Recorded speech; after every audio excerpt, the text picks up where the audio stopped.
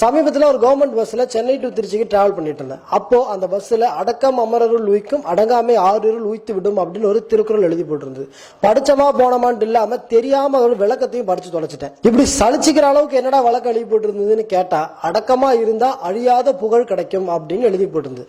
அதாவது அமரர் அருள் அப்படின்ற வார்த்தைக்கு அழியாத புகழ் அப்படின்னு ஒரு விளக்கத்தை கொடுத்திருந்தாங்க. இந்த அருள் அப்படின்ற வார்த்தைக்கு சின்ன வயசுல இருந்து நம்ம படிச்ச அர்த்தம் என்ன? கடவுளுடைய அருள், த காட் கிரேஸ் அல்லது கடவுளுடைய ஆசீர்வாதம்.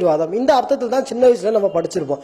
அது கூட அமரர் அப்படின்ற வார்த்தை, அதாவது தேவர்கள் அப்படின்ற வார்த்தை சேரும்போது அமரர் பிளஸ் அருள், தேவர்களுடைய ஆசீர்வாதம், இந்த அர்த்தம் தான் அதுக்கு 100% மேட்ச் ஆகுது. சரி, எதுக்கும் செக் பண்ணி பாத்துக்கலாம் அப்படின்னு சொல்லி 1000 வருஷத்துக்கு முன்னாடி திருக்குறளுக்கு விளக்கம் எழுதுனா மணக்குடவருடைய விளக்கத்தில் ஆரம்பிச்சு, பரிமேல் அழகரோட உரையில ஆரம்பிச்சு, இப்ப விளக்கம் எழுதியிருக்கக்கூடிய சாலமன் பாப்பையா விளக்கம் வரைக்கும் எல்லா விளக்கத்தையும் நான் படிச்சுட்டேன். அந்த திருக்குறளுக்கு ஏற்கனவே நான் சொன்ன மாதிரியான விளக்கத்தை தான் அவங்க கொடுத்து வச்சிருக்காங்க. சாலமன் பாப்பையா, பரிமேல் அழகர் மட்டும் இல்லாம கிறிஸ்தவர்களுடைய உபாகமம் 10:18 அனாதை குழந்தைகளுக்கு தேவன் அருள் செய்கிறார் அப்படின்ற வார்த்தை வருது.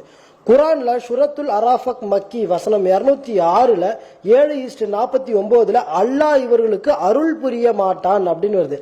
அப்போ பிற மதத்தை சேர்ந்தவங்க கூட அருள் அப்படின்ற வார்த்தைக்கு கடவுளுடைய ஆசீர்வாதம் அப்படின்ற அர்த்தத்துல தான் அவங்களும் எழுதியிருக்காங்க. ஒருவேளை திருவள்ளுவர் காலத்துல புகழ்ன்ற வார்த்தை பயன்பாட்டில் இருந்திருக்காது. சோ அதனால அவரு அமரர் அருள்ன்ற வார்த்தையை பயன்படுத்திருக்கலாம் அப்படின்னு நினைச்சு ரிசர்ச் பண்ணி பார்த்ததுல திருவள்ளுவரே திருக்குறள்லயே தோன்றின் புகழோடு தோன்றுக அப்படின்னு சொல்லி புகழ் அப்படின்ற வார்த்தையை அவரே பயன்படுத்தியிருக்காரு.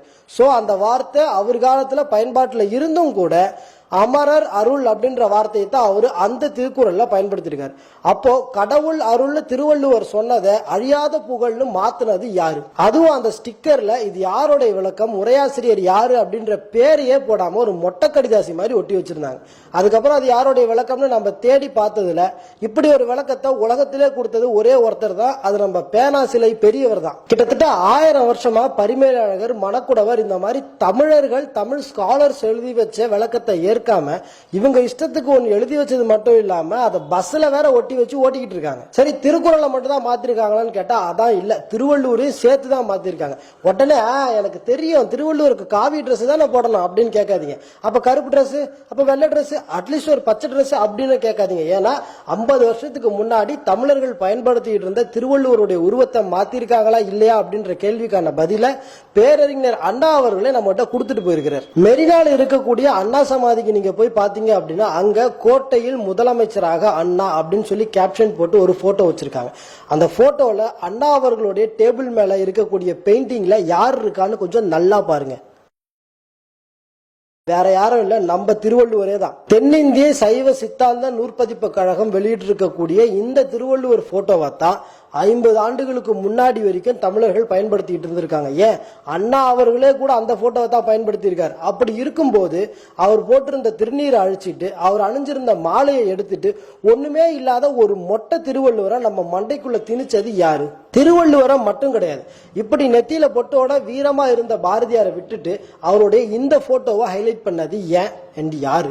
இப்படி நெத்தியில திருநீரும் ருத்ராட்ச மாலையும் போட்டிருந்த ஊவே சாமிநாத ஐயரை விட்டுட்டு அவர் வெள்ளக்கார மாதிரி அங்கி மாட்டிருக்கக்கூடிய இந்த போட்டோவை ஹைலைட் பண்ணது யாரு and ஏன்? இப்படி இருந்த வள்ளலாரை மாத்தி அவருக்கு இப்படி ஒரு பெயிண்டிங்க கொடுத்தது யாரு? இந்த கேள்விகளுக்கான பதில நான் சொல்ல மாட்டேன். ஏன்னா அப்புறம் எனக்கு பெயிண்ட் அடிக்கிற வேலையை பார்த்துருவாங்க. அதனால இதுக்கான பதில உங்ககிட்டயே விட்டுற, நீங்களே முடிவு பண்ணிக்கோங்க.